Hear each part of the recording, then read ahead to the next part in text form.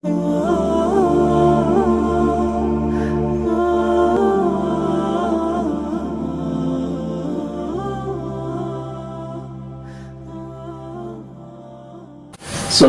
warahmatullahi wabarakatuh. Waalaikumsalam warahmatullahi wabarakatuh. Saudaraku yang dirahmati Allah, kepada pagi ini saya sedang berada di Pondok Pesantren Madinatul Ulum Al-Irsyadiyah Cibeuteng,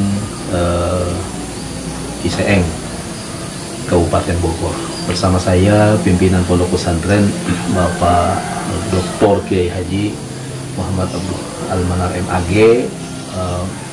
Beliau juga adalah Wakil Ketua Lembaga Pentasih Buku dan Konten Keislaman. Ya. Assalamualaikum Pak Kiai. Waalaikumsalam warahmatullahi wabarakatuh. Sehat Pak Kiai ya? Alhamdulillah. Baik saudaraku, kita gali lebih jauh lembaga ini. Mungkin ya sebagian kita baru mendengar ya. Mungkin bisa dijelaskan Pak Kiai, ini lembaga apa dan apa yang sebenarnya sedang dikerjakan oleh lembaga ini? Ya. Baik, terima kasih para pemirsa ya, atau para audiens dari saudara kami, ponakan kami, yaitu Bapak Dr. Kiai Haji Arif Rahman. Alhamdulillah telah berkunjung ke kediaman kami di sini, Pondok Pesantren Madinatul Ulum Al-Irsyadiyah Ciseeng Bogor. Selain tentu saja saya di sini mengurus pelajar-pelajar online sekarang, kegiatannya daring ya, melalui WA ya, melalui YouTube juga ya. Begitu juga mengambil mata pelajaran mereka kemari. Nah, selain itu juga pada kesempatan ini Allah memberikan amanah kepada saya menjadi Wakil Ketua Lembaga Pentasih Buku dan Konten Keislaman. 5 tahun yang lalu sebagai anggota saja dari Lembaga Pentasih Buku dan Konten Keislaman, yaitu periode 2015 sampai 2020. Lalu kemudian 2020 dan 2025 yang akan datang insya Allah saya dipercayakan sebagai Wakil Ketua Lembaga Pentasih Buku dan Konten Keislaman. Jadi lembaga ini termasuk baru, ya, baru 5 tahun. Ini periode yang kedua. Ya. Ya. Baik, alhamdulillah. Selanjutnya mungkin melihat perkembangan dunia teknologi digitalisasi, mungkin ini mungkin ada konsen ke depan ya lembaga ini berkaitan dengan bagaimana kemudian kaitan pentasihan Quran dan juga konten-konten yang seperti apa sih sebenarnya yang diminati, yang diperlukan, bahkan seharusnya dimiliki oleh masyarakat Islam. Nah. Ya, tugas kami di Majelis Ulama Indonesia dalam hal ini Lembaga Pentasih Buku dan Konten Keislaman ya, sifatnya adalah himbauan sukarela ya kepada para penerbit, baik pribadi, kelompok maupun perusahaan yang menerbitkan buku. Jadi kan sekarang pribadi juga bisa menerbitkan buku dan secara mandiri ya kan, tapi ada juga melalui penerbit ya kan. Nah, itu kami sifatnya himbauan saja ya kan. Ya. Bukan mandatori, bukan memberikan semacam kewajiban ya kepada masyarakat kalau bikin buku yang berkaitan dengan masalah keislaman harus ditafsir gitu, harus dinilai oleh MUI. Tidak. Karena itu tugas kami adalah yang memberikan kesempatan kepada masyarakat ya kan, supaya masyarakat baik pribadi maupun kelembagaan bisa mengajukan, sifatnya mengajukan ya, membuat surat, mengirim surat, kemudian mengirimkan bukunya ya kan, supaya bukunya ditahsih atau dinilai oleh lembaga pentasih kami. Jadi yang pertama adalah tugas kami adalah menerima surat dulu, baru kemudian menilai ya kan. Penilai itu tidak sendiri, tapi dibuatkan tim ad hoc-nya sekitar 5 orang, terdiri dari ketua, sekretaris, dan tenaga ahli atau konsultan. Nah, dari situ kami akan melakukan penilaian. Penilaian itu bisa kita baca ulang, kemudian kita ya tasih dalam pengertian tabdil, penggantian, bisa juga ya kan mengedit, bisa juga ya kan merubah ya dan sebagainya. Napasnya kami adalah wasatiyatul Islam, moderasi Islam. Jadi kita mengambil Islam yang moderat, karena banyak buku-buku yang banyak sekali bertentangan paham keagamannya dengan masyarakat Indonesia. Paham masyarakat Indonesia ini ada Ahlussunnah wal Jamaah, dan juga bagi orang-orang yang ingin masuk ke MUI atau mereka yang diberikan amanah menjadi pengurus MUI harus berpaham Ahlussunnah wal Jamaah. Kenapa harus seperti itu ya? Sekarang zamannya harus bersikap, karena banyak paham-paham keagamaan yang bukan yang seharusnya membawa rahmat bagi masyarakat, tapi membawa perpecahan.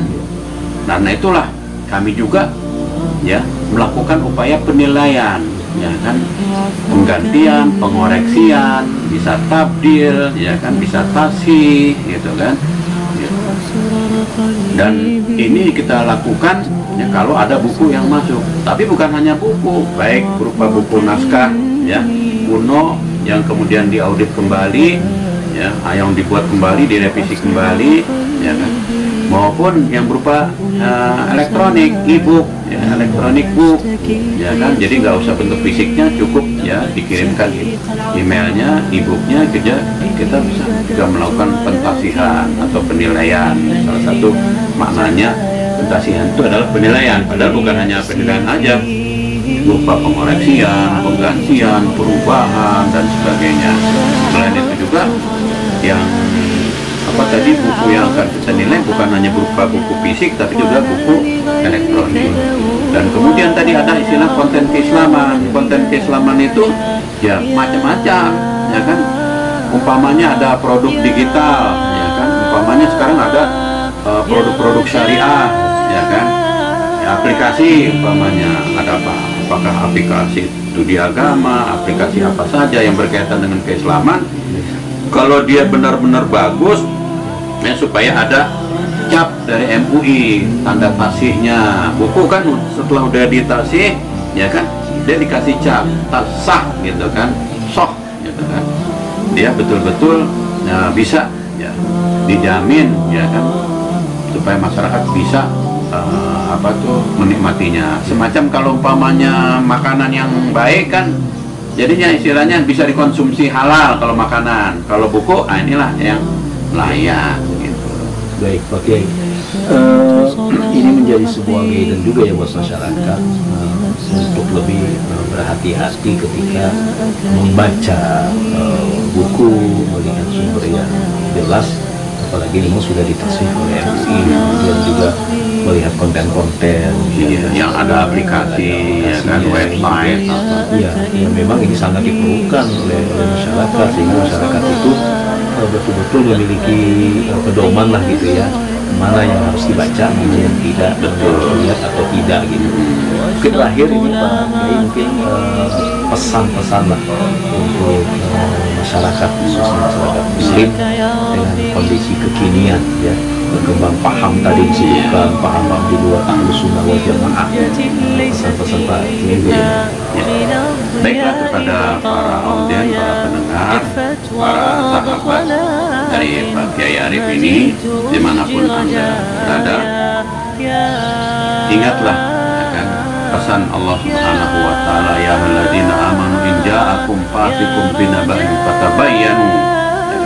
Jadi kalau ada orang-orang siapapun, ya kan, ya tadi disebutkan dalam Al-Quran, ya orang fasik, artinya orang durhaka, orang yang melanggar peraturan agama, siapapun, bahkan ya termasuk berita-berita, kabar-kabar, ya kan, dari omongan, dari YouTube, dari aplikasi, dari digital, ya kan, maupun ya dari buku naskah segala macam. Kalau tidak paham, ya tanya, ya kan, tabayun, ya kan, check and recheck. Kepada siapa? Kalau Anda tinggal di kampung, ya kepada ustadz yang ada di kampung. Kalau ada, bisa bertanya lagi kepada ustadz yang lebih sohor lagi di kecamatan, tanya lagi kepada MUI kecamatan, atau tanya lagi kepada MUI kabupaten, atau kepada para ulama yang Anda akrab, ya kan? Jadi kata Al-Quran juga, fas'alu ahla dzikri in kuntum la ta'lamun. Bertanyalah kepada yang ahlinya jika kamu tidak tahu. Jadi kalau ada buku yang kira-kira ya, beda pemahamannya dengan kami, ya tanyakan. Bahkan umpamanya ada perguruan tinggi atau ada pesantren yang berbeda paham keagamannya dengan masyarakat pada umumnya di Indonesia ini, ya tanyakanlah kepada para ulama, ya, kepada majelis ulama, atau kepada ormas-ormas Islam, kepada para kiai, kepada ustaz. Jadi pesan saya seperti itu, buku apapun yang diterbitkan oleh siapapun, ya kan, harus kita saring sebelum kita share. Jadi saring baru share. Ya, saya kira itu saja. Baik, terima kasih. Jazakallah khairan katsiran. Jazakallah ahsanal jazaa.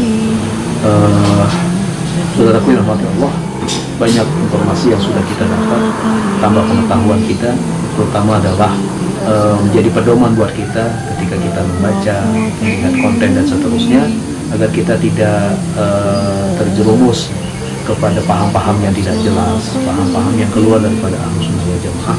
Semoga kita selamat di dunia wal akhirah. Demikian saya akhiri. Subhanakallahumma wa bihamdika, asyhadu an la ilaha illa anta, astaghfiruka wa atubu ilaik. Assalamualaikum warahmatullahi wabarakatuh. Waalaikumsalam.